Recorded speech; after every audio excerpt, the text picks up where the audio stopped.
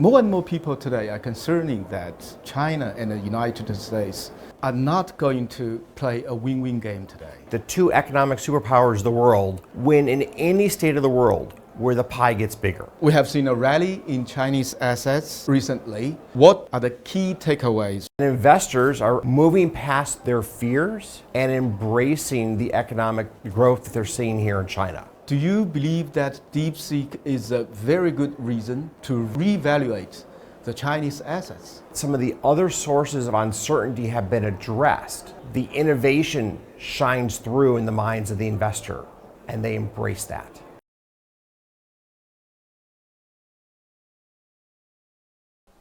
欢迎收看《顶级投资人去现场》。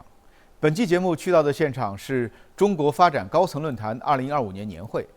中发高年会已经有25年历史，是中国政府高层、全球商界领袖、国际组织和中外学者之间重要的交流对话平台。今年的年会一共有750多位外方代表参会。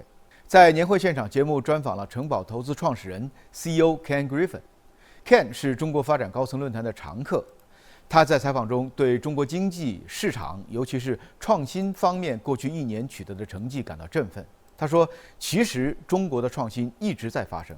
过去1年，当经济中另外的不确定性因素消除之后，投资人就像被拨开了迷雾，开始拥抱中国的创新，市场的共振也就此产生。” So Ken, thank you very much taking your time to join the show again. It is great to be here. Welcome to CDF. What is your takeaway from our premier's speech this morning? So we were here together a year ago, and if you look at the essence of today's commentary, much of it is a reiteration of points that were made a year ago. Obviously, China's economy has really started to perform. We've seen an increase in consumer spending. We see the stock market up considerably. We see the animal spirits being unleashed. And we see a rate of innovation that's impressive. You know, the DeepSeek story, for example, is really a very powerful reminder of just how incredibly innovative Chinese companies are in the world markets. Mm-hmm. So given the particularly uncertain global context, do you feel that at least China is a source of stability, a source of certainty in this world? So the premier this morning spoke about the importance of growth in China. And that speech is universal today. Whether it's in the United States, it's in Europe, it's in China, it's in the developing markets, the entire world yearns for growth. And I think it's important that our leaders in each of those respective geographies really set forth a game plan intended to ignite growth in their economies. The world needs growth. Recently, you said that you are a little bit concerned about approaches that view global growth as a zero-sum game. Can you tell me something about that? I think the world's much better off when we engage in policies that make the pie bigger. Yeah. Okay, if we can make the pie bigger, humanity wins. And to be blunt, a country like the United States is going to win in a world with a bigger pie. Will China win? China wins in that world also. There's no doubt about it, right? The two economic superpowers of the world win in any state of the world where the pie gets bigger. More and more people today are concerning that China and the United States are not going to play a win-win game today. There's no doubt that the relationship right now is more tense than it's been at any point in time in recent history. And I think the key is, you know, China has made it clear they want to encourage foreign direct investment in China. They've made it clear that they want to uphold the global standards of free trade and open markets. And I think that this is a chance for China to show the world that they truly and deeply mean that. And if they do so, it will draw capital into China, and it will help to be a stabilizing force for the merits of free trade.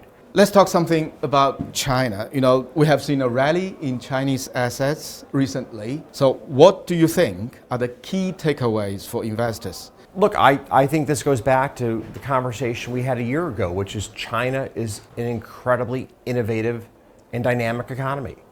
And we've seen that play out over the course of the last year. Yes. And investors are, in some sense, moving past their fears and embracing the economic growth that they're seeing here in China. Mm-hmm. You know, it was just over a year ago was the anxiety over the property market. Yes. The government has taken very decisive steps to protect those who have bought real estate in the property market. The government is very clearly trying to increase consumer consumption here in China. Yeah. And as the market sees these dynamics play out, it gains confidence. Yeah. And that confidence is being met with these really great stories of innovation, which inspire even more confidence. Yes. And before you know it, a rally unfolds before your very eyes. Yeah, you mentioned DeepSeek moment. DeepSeek? Yes. Yes. Or do the you- remarkable achievements in robotics that we're now Robotics, seeing. humanoid robotics. Yes. Autonomous vehicles. Yes. Do you believe that DeepSeek is a very good reason for international investors to reevaluate the Chinese assets? We spoke literally a year ago about the remarkable degree of innovation Yeah. that happens in China. Yeah. And yet, when you have other forms of uncertainty, people lose sight of the innovation that's taking place. Actually, it is taking place. It was taking place. It was taking place. It was happening. It was happening as we were sitting here a year ago. The innovation that is DeepSeek, or that defines robotics, or that defines EVs and autonomous vehicles, that was all happening. Yes, as our premier said this morning, this is not something accidental. Right. It's not at all. But what's happened is, now that some of the other sources of uncertainty have been addressed, the innovation shines through in the minds of the investor, and they embrace that.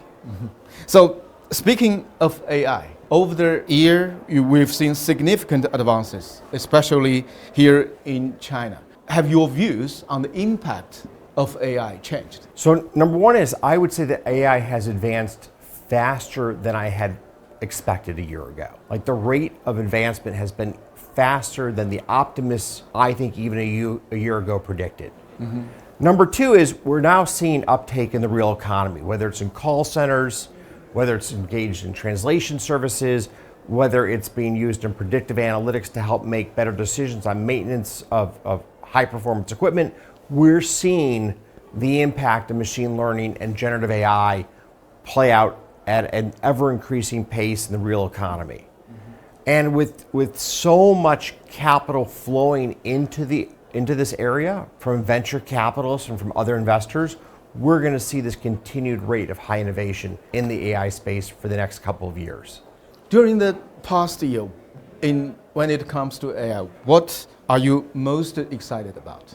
I'm excited about the potential it has to increase global productivity, because the world needs growth. We need growth. And AI is doing something profound. It is changing the mindset of the C-suite. The CEO and the chief financial officer and the chief operating officer are now all talking about, how do I use and embrace technology to make my business more efficient? And that extends well beyond using AI. It's a sea change to once again embracing the power of technology to make one's business far more efficient. Ken, thank you very much for your time to do this. You are most welcome.